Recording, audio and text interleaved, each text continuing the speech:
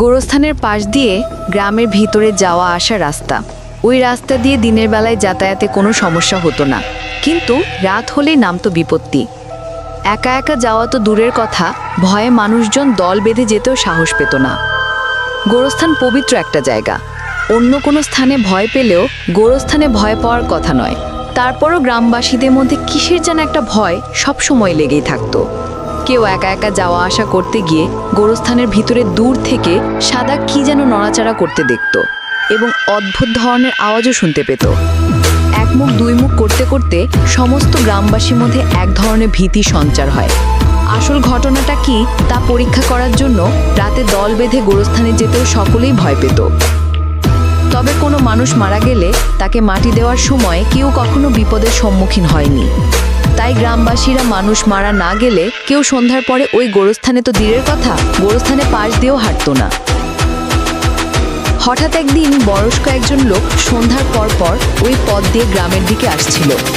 লোকটি নিজের কাজে শহরে গিয়েছিল, কিন্তু শহর থেকে আসতে দেরি হওয়ার কারণেই তার সন্ধ্যার পরে যাত্রা। সে যখন গোরস্থানের খুব কাছাকাছি পৌঁছালো, তখন ভীতিকর এক ধরনের শব্দে তার গা ছমছম করতে লাগলো। তারপরও সে না দাঁড়িয়ে বুকে ফু দিয়ে গোরস্থানের দিকে এগুতে থাকলো।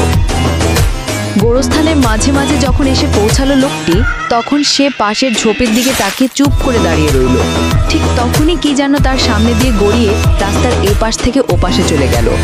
আর তখনই এমন জোরে চিৎকার শুরু করলো লোকটি যে গ্রামের আশেপাশের বাড়ির মানুষজন লাঠি নিয়ে ছুটে আসতে থাকলো গোরস্থানের দিকে। গ্রামবাসীদের পৌঁছানোর আগেই লোকটি জ্ঞান হারিয়েছে। গ্রামবাসীদের কেউ কেউ তাকে ধরাধরি করে গ্রামের কবিরাজ বাড়িতে নিয়ে গেল, আর কেউ কেউ গোরস্থানের ভিতরে ভূতের তল্লাশি করতে থাকলো।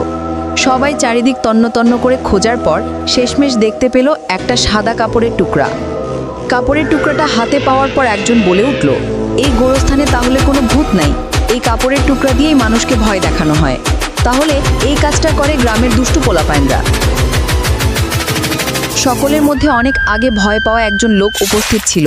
সেও সাদা কাপড় দেখে এর আগে ভূত মনে করে ভয়ে দৌড় দিয়েছিল, তাই সে নিশ্চিত করে বলতে পারল ঘটনাটা। গ্রামবাসীরা গ্রাম্য মাতব্বরের কাছে উপস্থিত।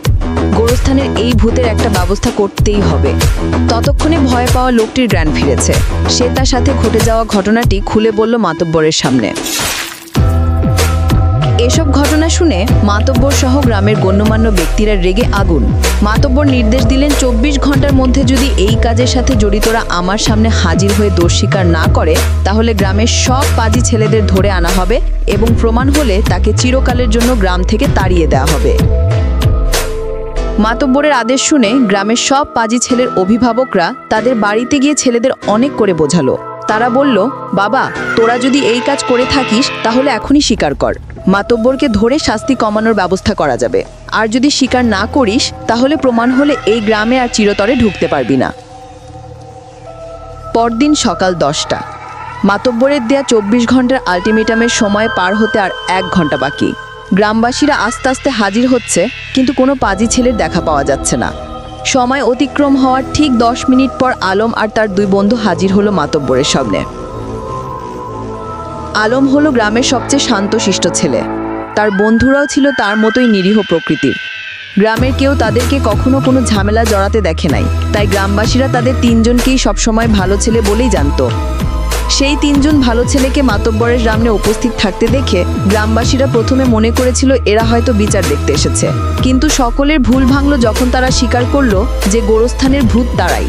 তাদের কথা শুনে গ্রামবাসীদের আকাশ থেকে পড়ার অবস্থা হইল। সবাই কানাঘুষা করতে থাকলো এই বলে যে এমন ভালো ছেলেদের দ্বারা কি এ ধরনের জঘন্য কাজ করা সম্ভব। মাতব্বর সাহেব কোনো কথা বলছেন না। আলম ও তার বন্ধুদের বাবার মুখেও তালা লেগে গেছে। কিভাবে এই ছেলেদের শাস্তি দেবে সেটাও ভেবে পাচ্ছেন মাতব্বর। অনেকক্ষণ চুপ থাকার পর মাতব্বর সাহেব বললেন, এই ছেলেদের যেহেতু গ্রামে খারাপ কোনো রেকর্ড নাই, তাই তাদেরকে তাদের বাবা যেই শাস্তি দেবে আমরা সেটাই মেনে নিব। পরদিন সকাল। আলম আর তার 2 বন্ধু এক জায়গায় বসে বসে ব্যথায় কাতরাচ্ছে। গায়ের জামার কয়েক জায়গায় ছেঁড়া। তাদেরকে দেখে বোঝা যাচ্ছে তাদের বাবা এমন উত্তম মধ্যম দিয়েছেন যাতে তারা জীবনেও এমন ধরনের কাজ করতে সাহস না পায়।